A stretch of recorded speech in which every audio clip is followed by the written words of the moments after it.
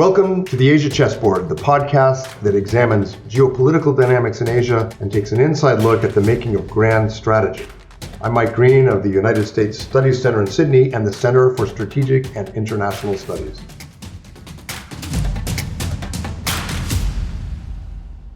Welcome back to the Asia Chessboard. I'm Mike Green, and I am delighted to be joined today by Minxin Pei, one of the keenest observers, sharpest observers and analysts of internal Chinese politics and how that impacts the entire world. Minxin is the Tom and Margot Pritzker 72 Professor of Government and George R. Roberts Fellow at the Claremont McKenna College. And before joining Claremont McKenna, he was Senior Associate at the Carnegie Endowment for International Peace and served as the Director of the China program there. His work on China is incredibly insightful. I've leaned on it myself as a non-China scholar for decades. And Minxin has a new book out, which we'll talk a lot about today, among other things, called The Broken China Dream, How Reform Revived Totalitarianism. And we'll start with that book, Minxin. But as you know, on this podcast, we like to know what broken dreams created the Asia experts we talked to. I talked to people who thought they were going to be ballerinas or brain surgeons. When you were a young student, did you think someday you wanted to be one of the most authoritative scholars on Chinese politics, or was it an accident in your case as well? That was a total accident. Frankly, when I was growing up in China, when I was in high school, my greatest ambition was to be a cotton farmer in the suburbs of Shanghai. Because in those days, high school graduates were sent to Manchuria, to Heilongjiang. And as a southerner, that was way too cold for me. So I said, if I could just stay in Shanghai, I would be totally set. But of course, the Cultural Revolution ended. I got into university, became an English major. I started out as an English major of the Gov department at Harvard.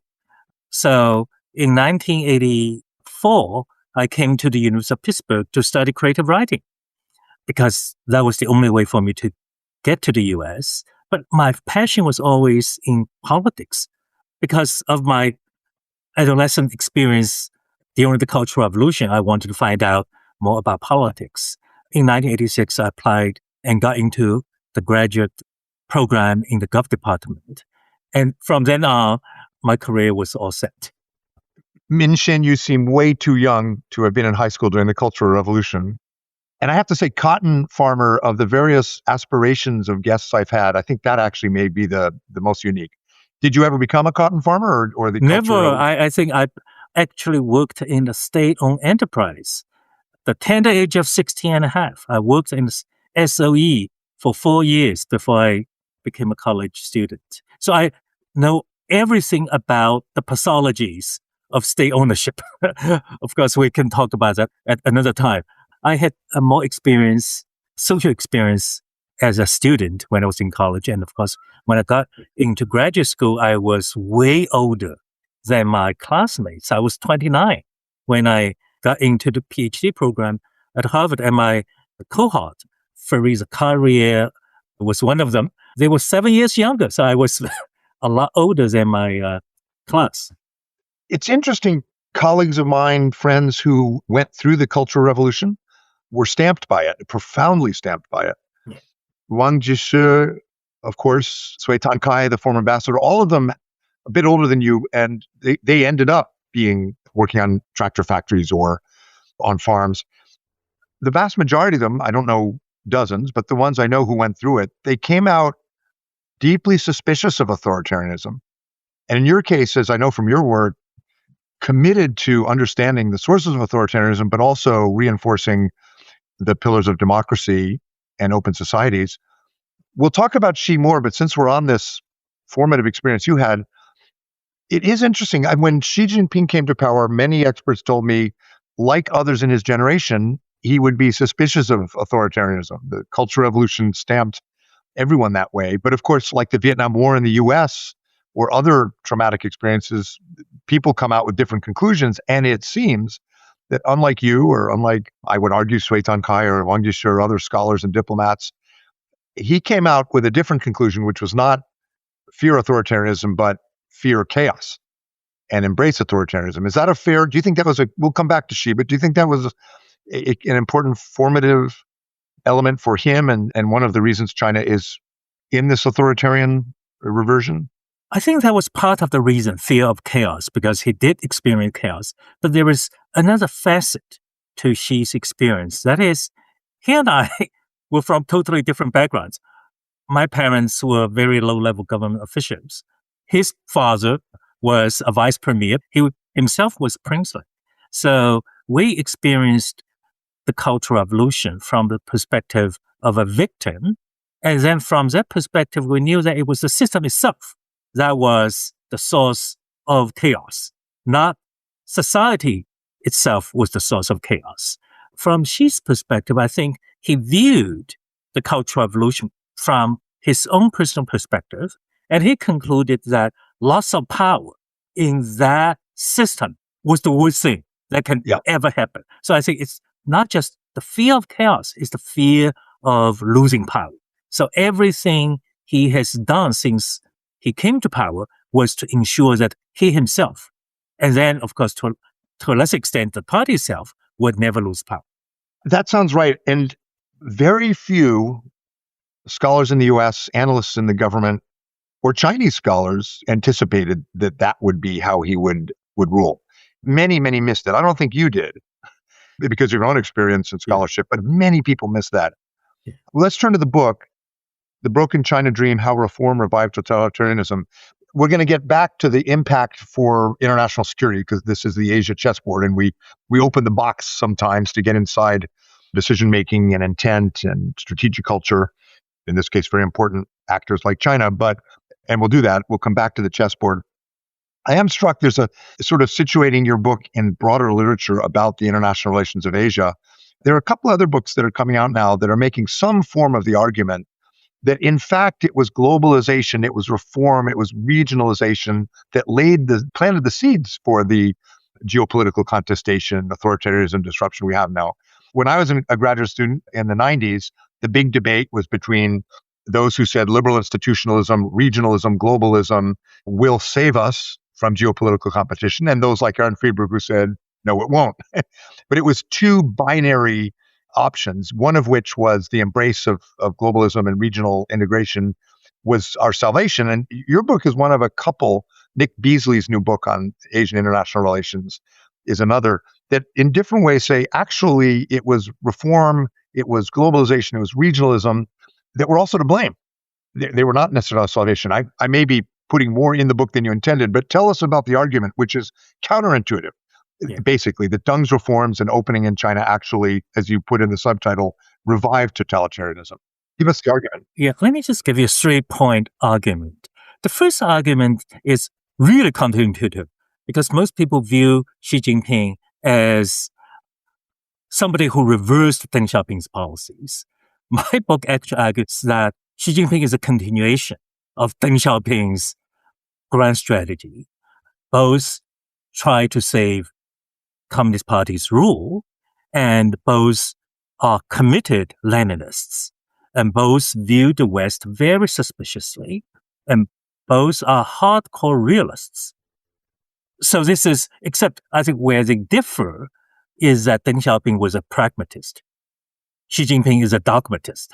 So they adopted very different tactics. But at the core, their policies are very, very similar. So this is one argument. The other point is that just from China's domestic development is that the outcome of Xi's rule, that is China's reversion to a form of totalitarianism, is a logical outcome of Deng Xiaoping's reform and opening. Because Deng Xiaoping's policies preserved the foundational institutions of totalitarian rule, which enabled Xi Jinping to consolidate power, to reinstitute the rule of terror against the party itself, and also rule of fear against the Chinese people, and also the growth of Chinese power enabled him to implement policies Deng Xiaoping actually wanted to implement himself. Of course, he could not implement because of the lack of power. So that is the second. That is, it's not just continuations of Deng Xiaoping. That is what we see today is a logical outcome of Deng Xiaoping's policy of economic modernization under one-party rule. And the third is that how we now in the new Cold War. That is, could the West's efforts to integrate China into a liberal international order actually be successful? This is a question we now ask. That is, we have to look at Chinese leaders' speeches, how they viewed the international order, that's one, how they see China's role in the world. This is clear. From Deng throughout Jiang Zemin and Hu Jintao, and now, of course, Xi Jinping is much more explicit. The Chinese leadership was consistent in opposing the international order.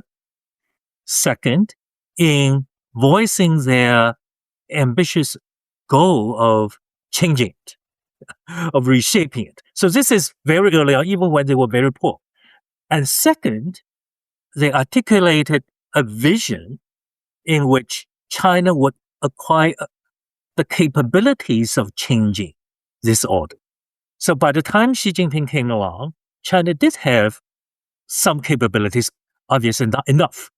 But the picture or the path was laid out by Xi's predecessors already. So I think from very early on, even if you leave aside the nature of the regime, and we can certainly talk about that, from a realist point of view, you would say that what we're seeing today should not be a total surprise to us, because successive Chinese leaders have said these things very explicitly. So preservation of the Chinese Communist Party is the common denominator from Deng to Xi. Leninism, as you say, Xi is more dogmatic. Deng famously crossed the river by feeling the pebbles or whatever, more pragmatic. But direction of travel is not so different. What about the hegemonic ambitions in Asia?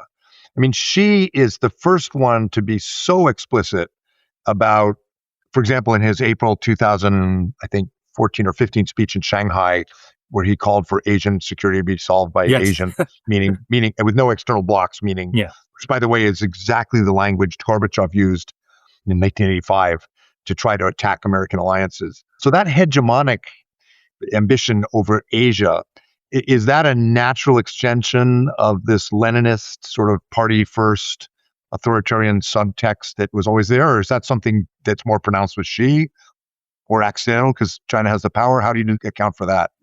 I would say first, that ambition probably did not flow from Leninism. It flowed from Chinese history. Chinese leaders, like previous Chinese emperors, all see themselves as the natural hegemon, China as the natural hegemon of Asia or East Asia. So that is just their vision of China is that of a hegemon, with or without Leninism. I would venture that had Chiang Kai-shek won the Civil War, and then under his leadership, China became modernized, China would have behaved the same way. So this is, and of course, with Leninism thrown in, then you would put the ideological framing in this, because they would see this as triumph of a system rather than triumph of a nation. Because what made Xi Jinping, and then I would say the ideological component was always there, even in Deng Xiaoping's speeches. That is, they view the Chinese communist system, what they call the socialist system, as superior. So that would sort of be my response to the first question. Second is that they had this ambition all along, except they did not have the capabilities. They began to have some confidence after the 2008 global financial crisis. When you look at the framing of, say, the adjustment of global balance of power, that all came after the global financial crisis. And when Xi Jinping came, you have to look at 2012, 2013, the US was in long recession and China's growth was still close to 10%, and the US was still bogged down in the Middle East. So people like him in China saw that the global balance of power decisively shifted, and they began to adopt very aggressive policies, the kind of policies his predecessors would not even think about. Fueled by propagandists like Wang Hunin and others who obviously planted the idea, which is now standard in PRC rhetoric, that the East is rising, the West is declining. The global financial crisis, any analysis like you do or I do, you have to look at structure, agency, meaning the role of the leaders, and contingency. And in U.S.-China relations, contingency is very, very significant. And the global financial crisis, to me, is one of the most significant. Not in my view because it fundamentally reordered international power. I don't personally buy that. But because for those looking for self-fulfilling prophecy, if you will, or an indicator of China's rise like Wang Hunin, they saw it. And I fear my friends from the Obama administration will now be calling me to complain, but I fear the Obama administration's posture in 2009 and 10 unintentionally reinforced that impression. And it took a while for the U.S. to sort of adjust, didn't it? Yes. In fact, I think when you look back, that was a period when the U.S. was adjusting, and successfully, I would say, to put its house in order and to disengage from unnecessary wars.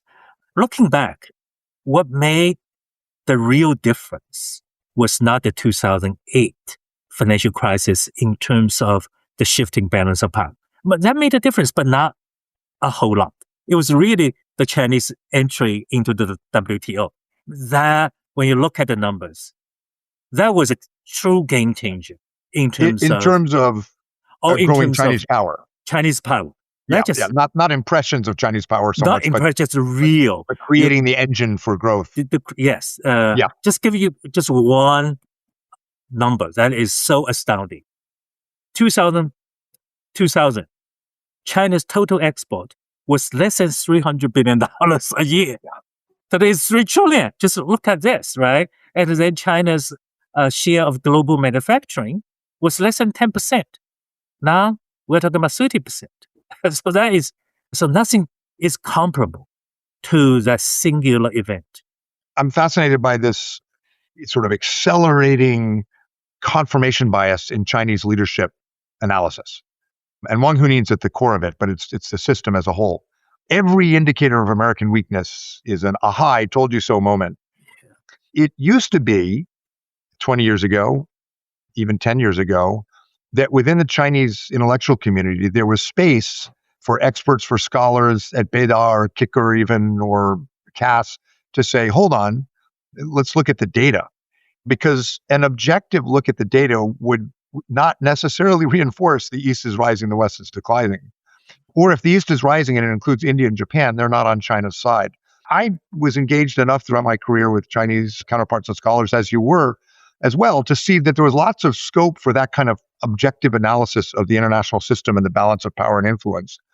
Is that completely gone now in Beijing and Shanghai? Do you think there's scope? Do you think Zhongnanhai is hearing, the leadership is hearing? Hold on.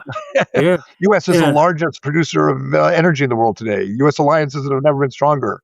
Yes, there's all sorts of dysfunction, but that's been true before. I mean, at least a debate, is that occurring, do you think? I think clearly the scope for debate is a lot less today than, say, during the Hu Jintao era or the Jiang Zemin era. Hu and Jia would actually go outside the system to talk to scholars, academics that would provide a different perspective and different take on U.S. power and the West. So, but does this mean that Xi Jinping himself is fed with a completely one-sided view? I don't think so, because I'm writing another book on Xi Jinping. So I've been reading a lot of Xi Jinping's speeches. What is clear is that this man is also aware of Chinese weakness and Western strengths, especially in technology. So that from very early on, he was aware. And he was also very much aware of the strengths of American alliances. So it's a mixed picture. That is, the puzzle is, despite his awareness of Chinese weakness and Western strengths, especially American strengths, he was still implement policies that turned out to be counterproductive. or unproductive? This is a puzzle that I don't have answers for. But if you look at his speeches, internal speeches, these are not external speeches, propaganda. These are speeches to very senior officials analyzing China's challenges. So that is, and I think another thing I found is that when they were riding high, they tend to be much more optimistic. They tend to emphasize Chinese strengths and emphasize Western weaknesses. But once they got hit by a pushback, then they became much less confident. They became aware of enormous dangers, threats, risks. That was clear after the first trade war. And that was also clear after the Biden administration's concerted, comprehensive pushback against China 2021, 2022.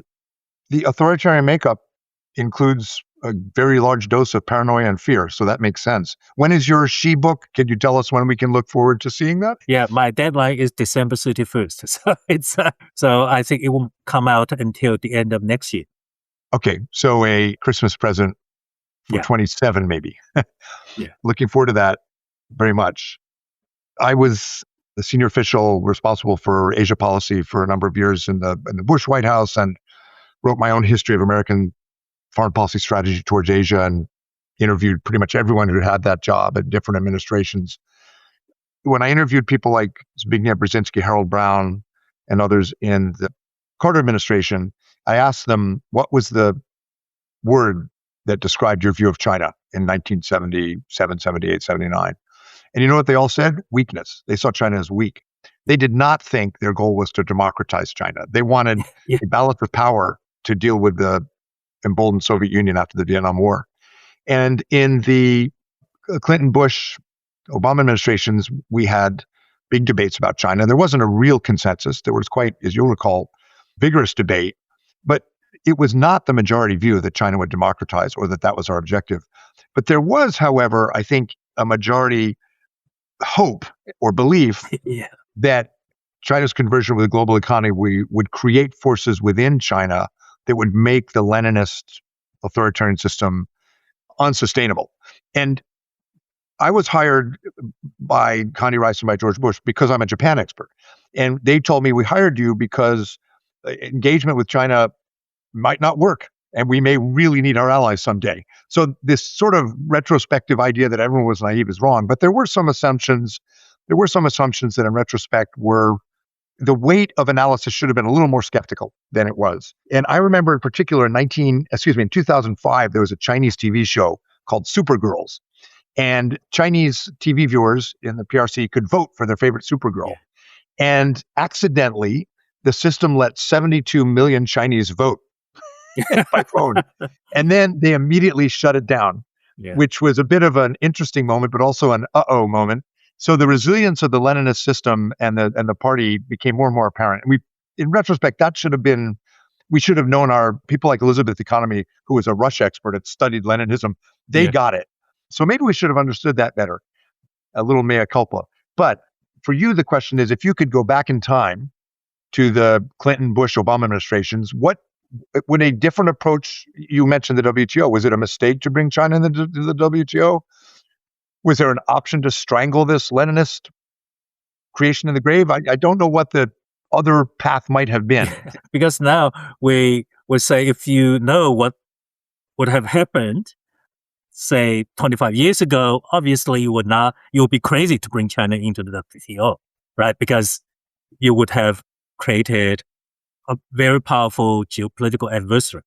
But the point is that nobody knew. What is interesting about sort of the post-WTO economic development was that nobody could have predicted. Nobody foresaw just how powerful that single event would have been. Because it really reshaped the global supply chain. And it created just so much internal dynamism, created manufacturing ecosystems that they became increasingly competitive. I think that is something that nobody foresaw. Even the Chinese leaders themselves did not see this coming. So that's why I think it is a very important question to ask. But we really don't have good answers. But if you said today, had we known what would happen, obviously it was a mistake. If the Clinton administration said we're not letting China in the WTO, if we'd gone to containment, early in the Bush administration, before 9/11, that was where Don Rumsfeld was heading. Yes, he was pushing for that kind of policy. Yeah. We would not have been able to keep our allies on board for that. No way. We would have had incredible difficulty maintaining domestic consensus in the U.S. Yes. And we would have created an adversary, maybe more of a weaker, economically weaker adversary, but a dedicated adversary of great consequence. So it's hard to imagine an alternate strategy, but I can imagine ways we might have adjusted. For example, people involved in the WTO accession negotiation have said that subsequent Clinton, Bush, Obama administration should have enforced the WTO requirements more than we did. We should have moved sooner towards what became the pivot. Clinton, Bush did to some extent, but Iraq and other things clouded that. So there were some adjustments that certainly could have been made. What about now and what about going forward? I think one of the questions people have about deterring China is whether or not the system understands its own weaknesses. And I think you're right. I think that alliances, new technologies like hypersonics, the American, even Iran, which people are saying is a disaster for the US and Asia, actually it shows an incredible prowess that the American military has. So I think the system will get those signals and deterrence can work, especially alliances. Tell me what you think. How do we now manage a more authoritarian, quasi-totalitarian system with clearer hegemonic ambitions?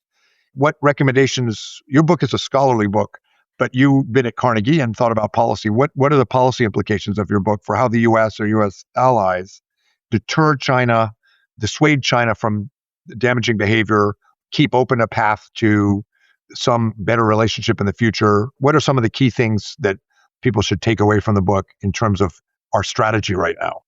I look at the second half of the Cold War. The first half of the Cold War was really dangerous.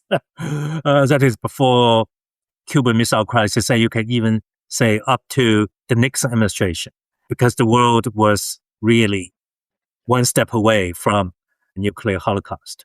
So I think we try to avoid the first half and go right to the second half. That is, you do several things at the same time. You strengthen military capabilities, alliances, that is, beef up deterrence to make sure that whatever aggression China engages in will not succeed. So that's one. The second, you also want to avoid accidental conflicts. You want to avoid miscalculations. That means engagement, diplomatic engagement, exchanges, making rules, some form of détente.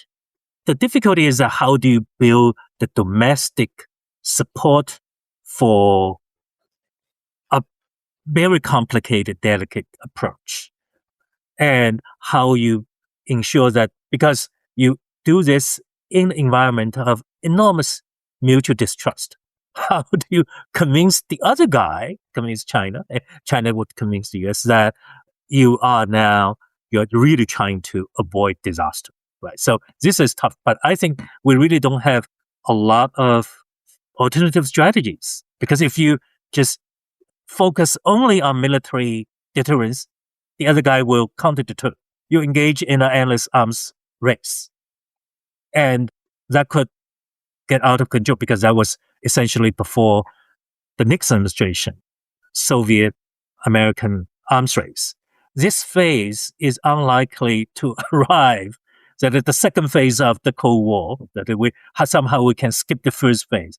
The first phase makes the second phase possible. That you somehow have to go through a very dangerous period for people to realize that, there's no other alternative. So in the next few years, things could still get really bad between China and the West, between China and the US, especially if they think that they've remedied their vulnerabilities. Because both sides see the next 3 to 5 year period as a period in which they actually could not go all out against the other.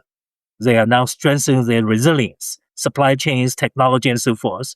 So the question is, what happens after 5 years is over, when they develop enough self-confidence that they're going to be less vulnerable? So that could be a recipe for confrontation. I agree with that. It's deep pessimism coated with medium to longer term optimism. But you're right about the first half of the Cold War. We would not have had arms control. We would have not have had détente without the Cuban Missile Crisis, without seriously dangerous crises that fortunately the US and China have not yet experienced. But No. in a way, if history is any guide, we might have to before confidence building gets serious. But the other problem we have, of course, is Xi Jinping is now completely enamored with the Thucydides trap, which is very self-serving because it does a couple things that, of course, Beijing would like. Number one, it posits that the US and China are the only powers that matter. And you take Japan, India, Australia, Korea, Indonesia out of the mix, you automatically give China, you're playing one-on-one basketball when in fact you have a team on your side. And so that's advantageous for China, disadvantageous for the US, and something that advocates of this approach in the US completely fail to appreciate. The second is the predicate that the only way to avoid an Athens-Spartan type war, the structural realist argument that the war is inevitable, the only way is for the US to compromise on strategic interests, and especially the interests of its allies, to stop arms sales to Taiwan, to stop defending Japan on the Senkakus, end AUKUS with Australia. That is the formula that Beijing is putting forward. You want to avoid a war? Surrender. So that's completely untenable politically in the US or with US allies. And then even basic confidence building measures are hard because, as you know, core parts of the PLA consider lack of transparency, uncertainty, tension, friction as advantageous. They don't want us to be comfortable operating surveillance flights in the Western Pacific or doing exercises with allies. So I'm maybe even a little bit more pessimistic about the near term. The one area where I think we can make headway is strategic dialogue. It's just laying down clearly, taking away any illusions. Unfortunately, President Trump's summit and the Trump approach is confusing. It's confusing for everyone because he doesn't have sort of enduring principles. So we're not well led right now to do what we need to do. In previous administrations, Bob Zoellick for Bush and so forth, deputy secretaries of state and others could, with authority, speak for the president and have these strategic dialogues with State Councilor Dai Bingguo. Hillary Clinton did it with Dai Bingguo after Bob Zoellick. But I'm not sure if Marco Rubio or others have that level of authority to speak for the president or confidence in where he will end up. So we're in a real pickle because the Chinese side doesn't want confidence building. It likes us being uncomfortable. The strategic level dialogue that previous administrations have advanced is very hard when you have a president whose view of negotiation is keep them guessing. And so I don't know, am I too pessimistic about the new? I'm even more pessimistic in some ways than you are. I think you're absolutely right because I don't see possible pathways to a much more structured exchange of views and a set of feelers to test each other's goodwill and commitment, minimum level of commitment to avoiding conflict. I just don't see this at the moment. I think a lot of that is really strategic distraction by the administration. Once you work in the White House, when you're fighting a war in the Middle East, it sucks all the air out of the Oval Office. So that's, I think, we can only hope that once the conflict is over, the White House can refocus on what is really important for the U.S., for global security. And that is now, medium term, the war in Ukraine, and short to medium term, the war in Ukraine, and then longer term, it is East Asia, China. My own take on that, Minxin, is there is not a correlation between the number of meetings you have in the Oval Office or the Situation Room and the effectiveness of policy. In the Bush administration, probably had 10 or 20 times more meetings on Iraq than we did on Asia. But most scholars and historians rate the Asia policy higher. So there's not a. And sometimes if you have, think of early Clinton and the whole debates around China, and after with PNTR and all the rest. So what you need, in my view, is a clear strategic orientation. You need to know what you're about. And we've probably never had more consensus in the U.S. on what that should be in the Congress, among the intellectual community, the public, and even within the administration. So it's there, that focus. And I think people like Sam Paparo, the Indo-PACOM commander, some of the key people in the state and NSC and key committees in the Congress get it. So there's some discipline. But the president's diplomacy with Xi in the September meeting, tell me if I'm wrong, I don't think Xi Jinping views an opportunity for a grand bargain. I'd be surprised if Zhang Yanghai believes that Trump believes in the Thucydides trap. But the uncertainty is advantageous, and the doubt that's sown with Taiwan or others is advantageous. And I think Beijing will keep playing that, and that will make it harder to build a kind of principled strategic dialogue, not towards surrender and compromise, but towards laying down clear markers and understanding. But anyway, the underlying consensus is there in the US and increasingly among our allies. Can I ask you said that China in 5 years will be even more confident, but seems to me that within this broken dream thesis, the idea that reform revived totalitarianism, Yes. totalitarianism is now winning and reform is now losing. And so in terms of longer term economic growth, the monster born of this reform, the resurgence of totalitarianism, is now going to eat economic growth. I mean, in some ways, isn't China heading into a period where the success of the authoritarian experiment is actually going to be a huge problem for economic growth and the social compact with the Chinese people? Are the seeds of self-destruction being sown? I know you're a pessimist about the long-term viability of the CCP, but I'll give you an opportunity to say more. I think Chinese leaders, especially Xi Jinping, he is much more likely to feel more confident in 5 years. But I think his confidence can be misplaced. The source of his confidence is that China has indeed made a lot more and a lot faster progress in remedy its technological deficiencies. Still, China is way behind. But China has made bigger progress than anticipated across a wide range of technologies. So I think Chinese leaders believe that the US leverage over China is decreasing. So that is, but what they have not really succeeded in addressing is the overall economic stagnation. The broad economy is still not doing very well, and they don't seem to have an effective strategy of dealing with the underlying problems. They've thrown a lot of money at technology, and that has produced short-term results, but they've not dealt with economic reform. They've not dealt with state-owned enterprises. They've not dealt with the financial sector. They've not dealt with a whole range of problems that need to be addressed if they want to sustain economic growth. That's why I think 5 years from now, they could be mistaken. One of the things that I think characterizes the Xi Jinping era, in contrast to Hu or Zhang for sure, is the higher risk tolerance. Xi Jinping is just willing to take more risk in every category, including, in the first island chain and vis-a-vis pretty significant players like Japan and Korea and Australia. He's willing to take risk to show China's strength. Are you worried about, given everything you've been describing, are you worried about Xi or the Central Military Commission's ability to calculate risk? One of the characterizations of authoritarians, Napoleon, Hitler, you name it, is that they miscalculate. They believe their own ideology. And so people, of course, are particularly focused on Taiwan, but there are other scenarios. Do you worry about the risk calculus of Beijing being warped right now because of the authoritarian trend? I think one thing that is quite consistent in Xi's assessment of risks is that he still takes the US very seriously. Where he miscalculates would be the gray areas like the Philippines, the South China Sea, where US commitment is not that clear, at least to China.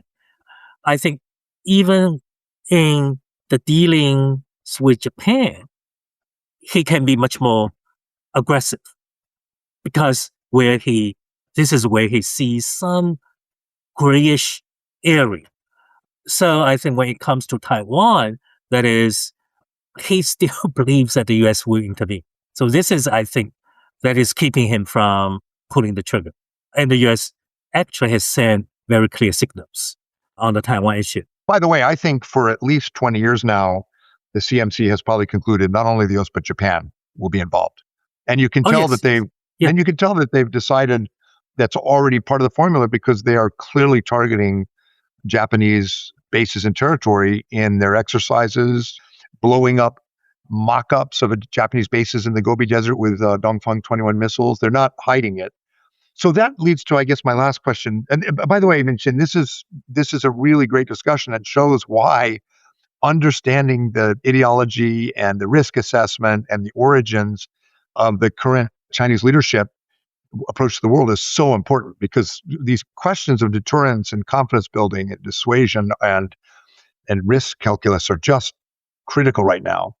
And maybe I think implied earlier that it would be good for the US and for US alliances if we knocked down China's confidence a little bit. Not panicked. Panic is not good, but knock the confidence down. And you mentioned a couple of things. One is alliances. And Jake Sullivan and others have said that for the Biden administration, the thing that got China's notice the most was the strengthening of alliances. Another would be technology. The US is a bit wobbly right now, but the trend has been to strengthen technology controls. You have been on the board of the National Endowment for Democracy. You're very interested in this. Is democracy, are democratic values a vulnerability in China that the US should be somehow exploiting, or is that going to increase the risk of confrontation? No, I think if you can see how regime transitions in certain countries could really have an outsized impact on the morale of the Chinese elites. Cuba, for example, which is on the verge. Okay, we'll see how it works out. Venezuela is a very mixed case. You have sort of full of a leader without changing the regime that has a lot less impact within China. So Cuba could be, and I would say the biggest potential regime change would be Russia. Because Xi Jinping has bet the house, practically speaking, on Putin. But he cannot ensure how Russia become, what kind of regime Russia will have after Putin. Should there be another sort of color revolution in Russia, that would have been a huge game changer for China, let's say 20 years, within the space of the next 20 years. And Vietnam would be another. So I think these are consequential countries for China, ideologically speaking, and also, of course, geopolitically speaking. So this is where I think future administrations should really invest in terms of creating a narrative of democratic revival. This is why the current U.S. fight with Europe is so self-defeating in the China context, and why the sort of tepid support for Ukraine is so self-defeating. But you make a really important point. At least once in every 3 discussions of Chinese strategy I go to, somebody will talk about killing the chicken to scare the monkey. But the reality is the U.S. can also democratize the chicken to scare the monkey. Yeah. You don't need to kill. Minxin, this is excellent. I really recommend strongly The Broken China Dream. It's fascinating and it has multiple implications, as we've discussed. And I'm really looking forward to your book on Xi. We'll have to wait a little longer, I know, but that's a great project and good luck with it. Thank you so much. Thank you, Mike. For more on strategy and the Asia program's work, visit the CSIS website at csis.org and click on the Asia program page. And for more on the U.S. Studies Center in Sydney, please visit ussc.edu.au.